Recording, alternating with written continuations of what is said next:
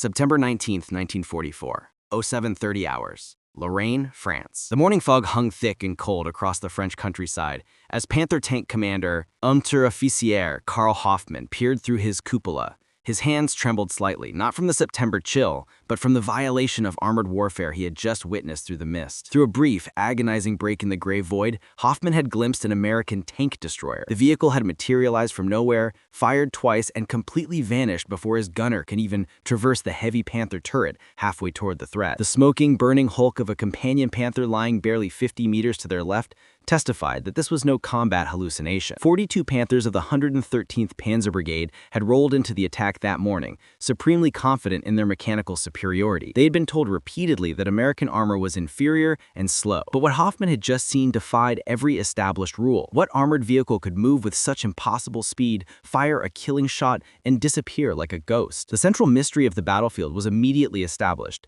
an enemy that refused to fight on German terms. Hoffmann's confidence was not arrogance. It was doctrine. His 42 Panthers represented the pinnacle of German engineering. With its high-velocity 75mm gun and sloped armor capable of deflecting most Allied shells, the Panther was a mechanical marvel. The German tankers had been repeatedly assured that American armor was inferior, hastily built, and mechanically unreliable, relying on sheer numerical superiority rather than tactical skill. They expected a sluggish, predictable slugging match on their terms. But the M18 Hellcat, a name they would only learn later, was about to shatter that certainty. The confrontation at Arracourt was not just a clash of steel, but a battle of ideas.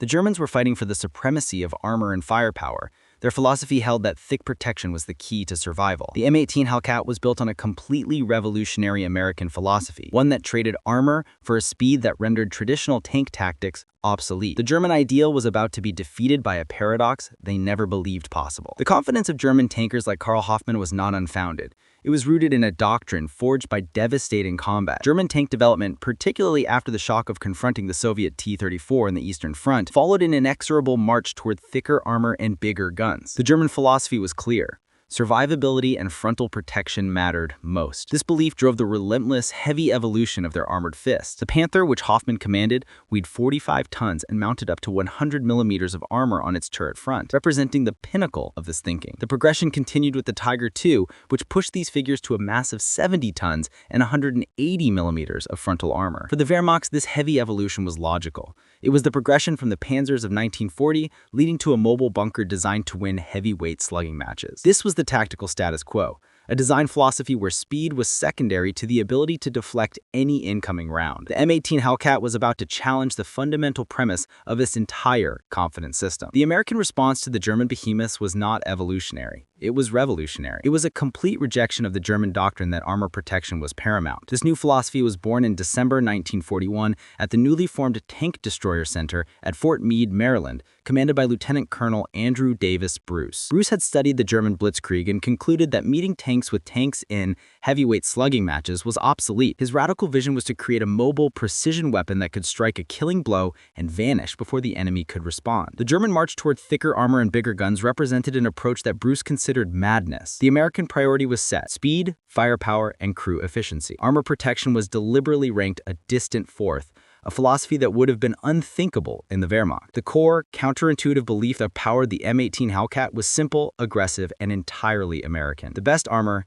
is not being hit at all. This bold, reckless thesis would be proven correct on the battlefields of France. The M18 Hellcat, born in Harley Earl's design studio as part of Buick Motor Division, looked and performed more like a race car with a cannon than a traditional tank. By July 1943, when the first production models rolled off Buick's Flint, Michigan plant, a vehicle existed that challenged the very definition of armored warfare. It was an engineering marvel that prioritized speed above all else. Its power plant was the key. A 350 to 400 horsepower Wright R975 radio aircraft engine, the same one used in the M4 Sherman, but placed into a chassis that weighed about 20 tons instead of 33. This incredible power-to-weight ratio allowed the Hellcat to achieve speeds that stunned observers. The M18 was capable of traveling at 55 miles per hour on roads, with some reports suggesting 60 miles per hour in ideal conditions. This was the source of the German terror. The formidable Panther's maximum road speed of just 29 miles per hour seemed respectable until compared to the M18 speed. This wasn't a marginal advantage.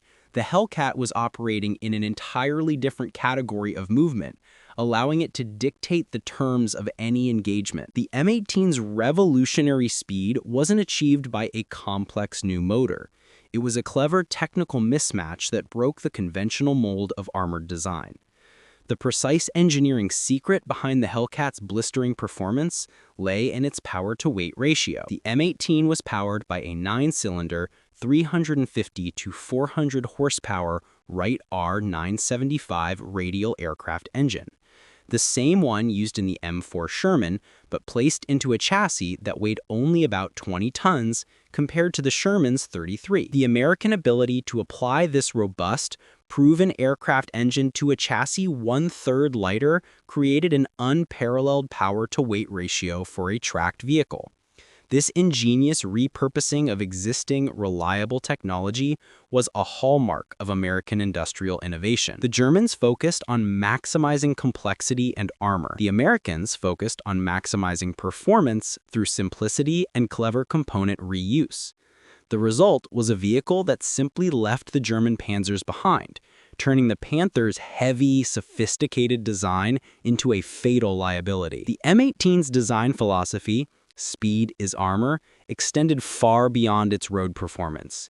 It was built for speed of reaction. This focus created a critical, often overlooked tactical advantage for the M18.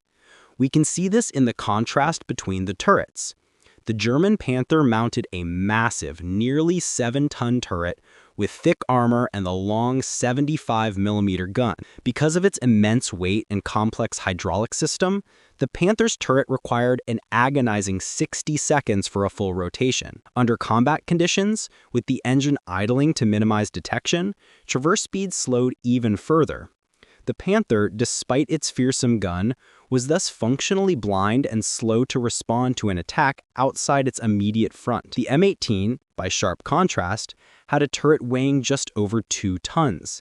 This minimal weight allowed for a much faster traverse speed. An M18 crew could track and engage targets in any direction within seconds, while the Panther was still struggling to locate the threat. The M18's speed wasn't just on the road.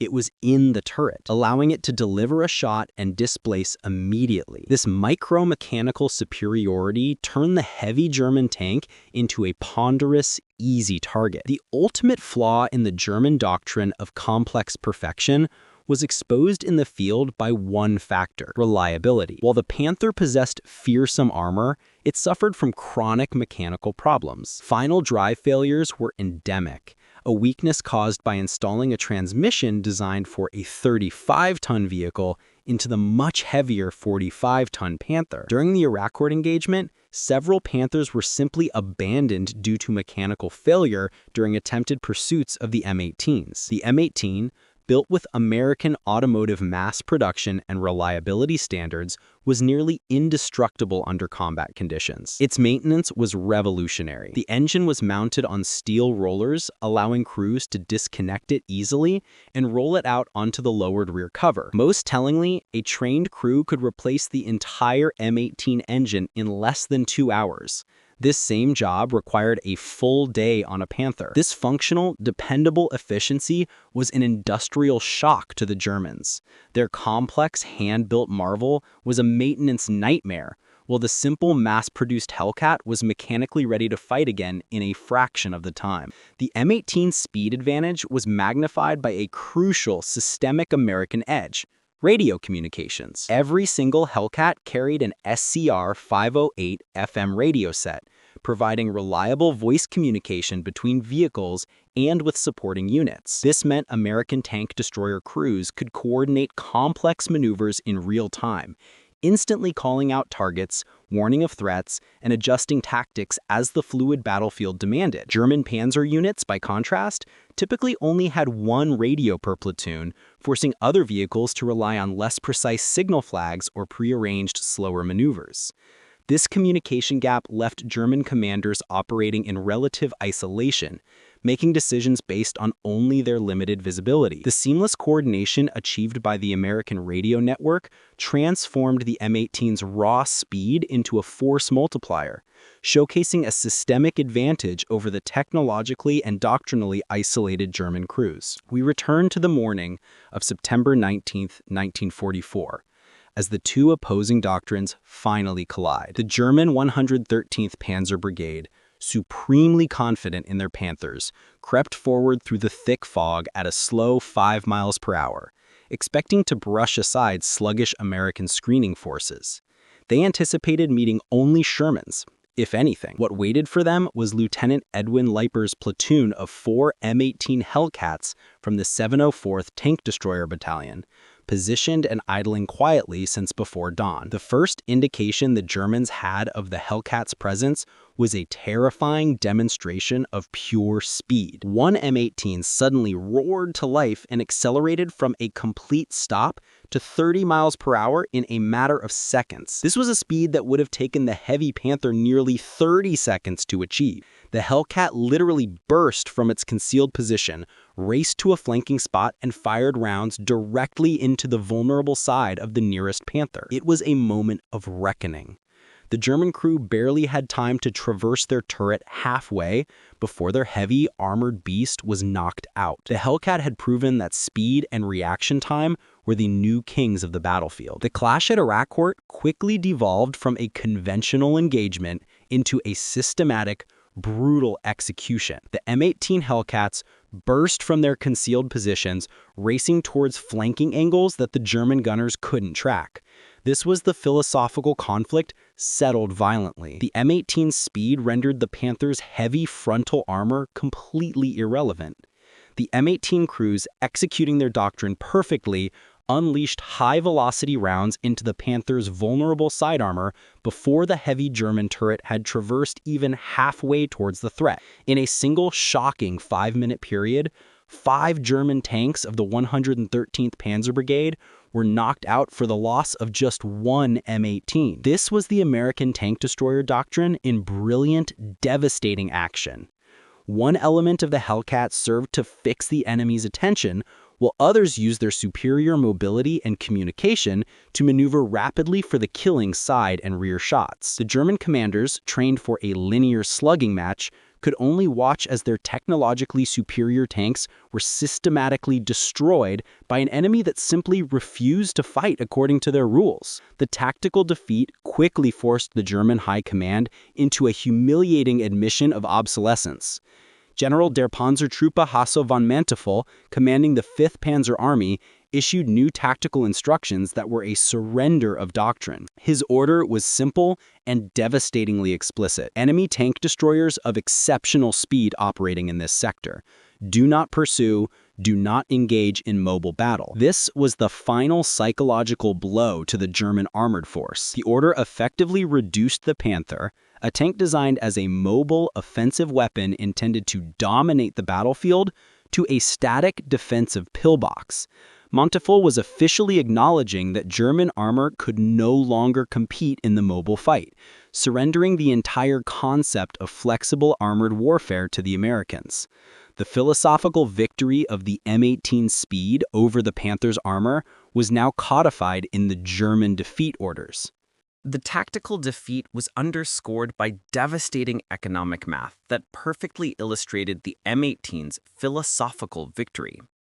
The loss on a Panther was an industrial catastrophe for Germany. Each Panther cost 117,100 Reichsmarks and demanded approximately 2,000 man-hours of skilled labor to construct. Its Maybach engine was essentially hand-assembled by craftsmen, severely limiting production. By contrast, the M18 Hellcat, built using streamlined automotive techniques, cost only $57,500 and required just 500 man-hours to complete.